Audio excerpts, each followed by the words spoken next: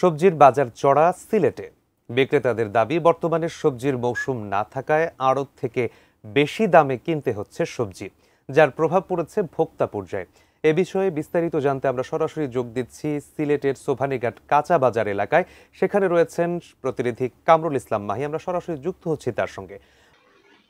জি, আপনি যেমনটি বলছিলেন, সিলেটে আসলে সবজির দাম গত 2 সপ্তাহ থেকেই ঊর্ধ্বমুখী এবং এই ঊর্ধ্বমুখী সবজির দাম থাকার কারণে ভোক্তা পর্যায়ে এর প্রভাব পড়েছে এবং গত প্রতি 20 টাকা 25 টাকা বাজার বেঁধে কিন্তু এরকম বেড়েছে এবং মানে সব রকমের সবজি বলা চলে 50 থেকে 60 টাকার নিচে পাওয়া যাচ্ছে না। আমি যদি একটু জানিয়ে রাখি যে প্রতি কেজি পটল 50 টাকা, ঢেঁড়স 50 থেকে 60 টাকা, পেঁপে 35 থেকে 40 টাকা এবং করলা যেটি বিক্রি হচ্ছে 50 টাকা এবং কাঁচামরিচ বিক্রি হচ্ছে 120 টাকা থেকে 150 টাকা বিক্রি হচ্ছে এবং বাজার ভেদে বিভিন্ন জায়গায় বিভিন্ন রকমের দাম রয়েছে। আমরা সাধারণ ক্রেতা যারা রয়েছেন তাদের সঙ্গে কথা বলেছিলাম, তারা বলছেন যে প্রতি সপ্তাহে আসলে 20 টাকা 25 টাকা করে সবজির দাম বাড়ে। এই সবজির দাম বাড়ার কারণে তারা কিন্তু অনেকটাই নাভিশ্বাস অবস্থায় আছেন এবং বিক্রেতারা যারা রয়েছেন তাদের সঙ্গে আমরা কথা বলেছিলাম, তারা বলছেন যে